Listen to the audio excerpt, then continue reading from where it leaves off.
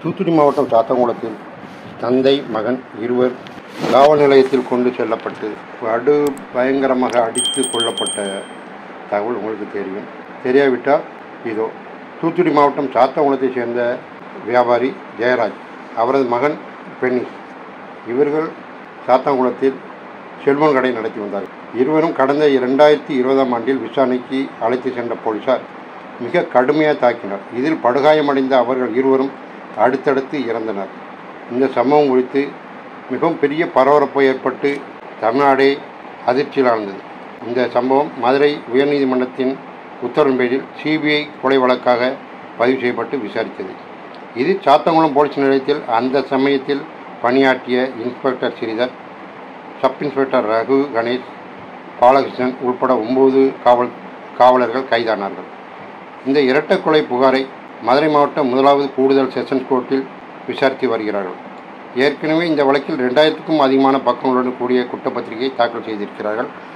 அதன் பேரில் சாட்சிகளின் கோர்ட்டுகளில் ஆஜராகி விசாரணை செய்து வருகிறார்கள். தற்போது இந்த வழக்கு விசாரணைக்கு உதவியாக கூடுதலாக 400 பக்கங்களோடு கூடிய குற்றப்பத்திரிகை சிபிஐ அதிகாரிகள் நேற்று மதுரை உயர்நீதிமன்றத்தில் தாக்கல் செய்தனர்.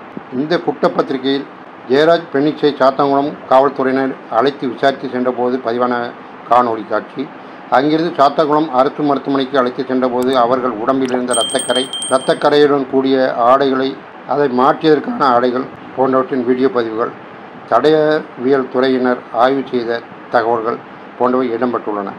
மேலும் இந்த கூடுதல் குற்றப்பத்திரிகையில் புதிதாக 2 சாட்சிகள் சேர்க்கப்பட்டுள்ளார்கள். அதாவது சாத்தங்குளம் அரசு மருத்துவமனையின் டாக்டர் வெண்ணிலா மற்றும் கோவில்பட்டி சிறையில் அந்த நேரத்தில் இருந்த கைதி ராஜாசிங் ஆகியோர் புதிய சாட்சிகளாக சேர்க்கப்பட்டுள்ளார்கள். இந்த சம்பவம் நடந்தபோது சாத்தங்குளம் போலீஸ் நிலையத்தில் பணியில் இருந்த பெண் காவலரான ரேவதி, பியூலா ஆகியோர் இந்த வழக்கில் சில முக்கிய தகவல்களை தந்தார்கள். அவர்கள் இருவரையும் இந்த வீடியோக்களை பார்த்து எந்த சம்பவம் எப்போது நடந்தது என்று விசாரித்து ஒவ்வொன்றையும் ஆதாரத்துடன் அதில் பதிவு செய்துள்ளனர். தடய அறிவியல் நிபுணர்கள் அறிக்கைகளையும் இந்த வழக்கில் கைதானவர்கள்தான் குற்றவாளிகள் என்பதற்கான ஆதாரங்களையும் கூடுதல் குற்றப்பத்திரிகையில் விரிவாக தகவல்கள் இடம்பெற்றுள்ளன. இதுவரை இந்த வழக்கில் முதலாவது குற்றஞ்சாட்டப்பட்ட முன்னாள் இன்ஸ்பெக்டர் ஸ்ரீதர் என்பவர் சாட்சிகளிடம் அவராகவே குறுக்கு விசாரணை நடத்தி குழப்பம் ஏற்படுத்தினார். ஆனால் தற்போது குற்றப்பத்திரிகை புதிதாக தாக்கல் செய்யப்பட்ட நிலையில் தனக்காக ஒரு வழக்கறிஞரை நியமித்து ஜாமீன் கேட்டு இந்த நீதிமன்றத்தில் மனு தாக்கல் செய்துள்ளார். இதனைத் தொடர்ந்து நீதிமன்றத்தில் ஆஜர் செய்யப்படுத்தியிருந்த 9 குற்றவாளிகளுக்கும் கூடுதல் குற்றப்பத்திரிகை நகல்கள் மற்றும் ஜெயராஜ் மற்றும் பெனிஸின் பிரேத பரிசோதனை சம்பந்தமான அறிக்கையில் அடங்கிய சிடிகள் வழங்கப்பட்டன. தற்போது இந்த வழக்கை வருகிற 18ஆம் தேதிக்கு ஒத்திவைத்துள்ளார்கள். இந்த சம்பவத்தின் கிட்டத்தட்ட முடிவை நெருங்கிவிட்டது. குற்றவாளிகள் கடுமையாக தண்டிக்கப்பட வேண்டும்.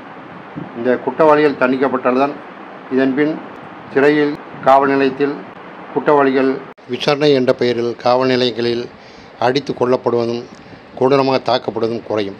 விசாரணைக்காக அழைத்து செல்லப்பட்ட சாத்தாங்குளம் ஜெயராஜ், பெனிஸ் இருவர் தேவையே இன்றி அடித்து கொடூரமாக கொலை செய்யப்பட்டது மிக வேதனைக்குரியது. அது மற்ற காவல் அதிகாரிகளுக்கு தாங்கள் எச்சரிக்கையுடன் கைதிகளை எவ்வாறு விசாரிக்க வேண்டும் என்பதை தெரியப்படுத்தும் ஒரு பாடமாக அமைய வேண்டும். நன்றி, வணக்கம். சுரனுக்கு சப்ஸ்கிரைப் பண்ணுங்கள், ஷேர் பண்ணுங்கள், லைக் பண்ணுங்கள். நண்பர்களுடன் ஷேர் பண்ணி சேனலை வளர செய்யுங்கள். நன்றி, வணக்கம்.